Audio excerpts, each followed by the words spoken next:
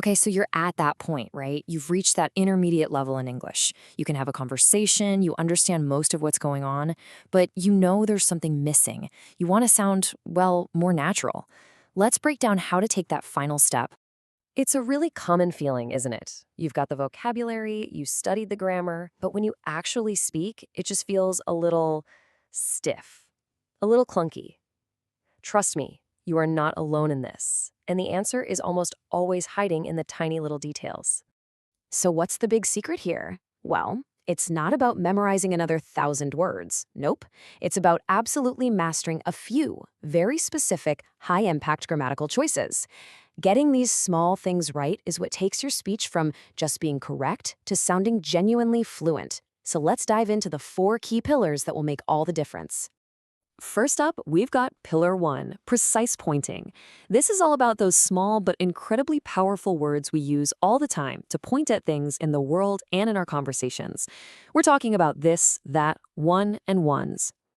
Okay, the rule here is actually super simple, but it's so important. You use this and these for things that are close to you, things you could literally reach out and touch. That and those are for everything else. Things across the room, or even abstract things like an idea you're talking about or a memory. It's all about distance, both physical and conceptual. And check out how simple the fix is.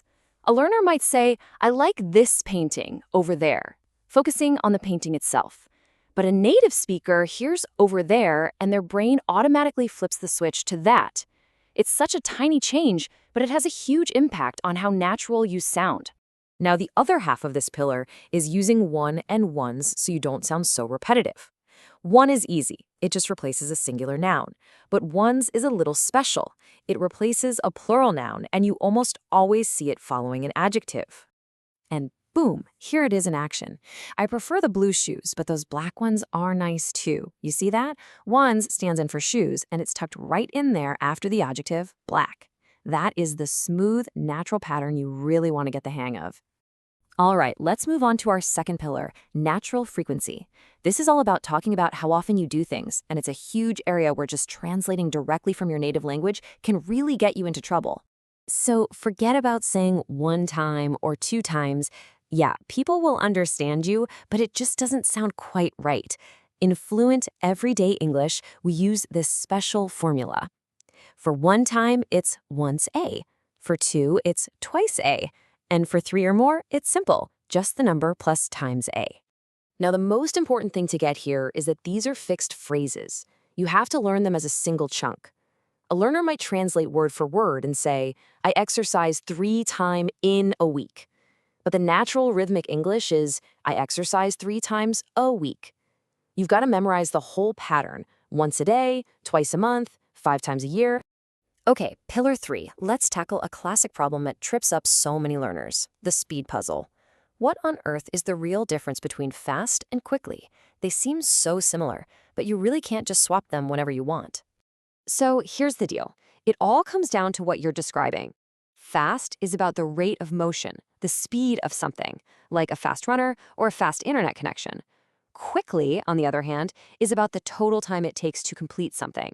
It's all about duration, how little time it took from start to finish. And this one sentence just nails the distinction perfectly. A car itself can be fast, that describes its top speed, but by taking a shortcut, it travels along a quicker route, meaning the whole trip took less time. See? One is for speed, the other is for duration. And that brings us to our fourth and final pillar, which is all about vocabulary, action pairs. In English, we have these fixed partnerships where certain verbs just naturally go with certain nouns, especially for daily routines. You might know them as collocations. This is a classic example of a translation trap. In a lot of languages, the verb you'd use with shower might mean do or make. But in English, that sounds really odd. The partnership is locked in. You take a shower. The real key here is to stop thinking of these as 2 separate words. Learn them as a single unit, a single idea. You don't just learn the verb make, you learn the whole phrase make the bed. You do your homework, you check your emails, and you put on makeup. They're like vocabulary power-ups.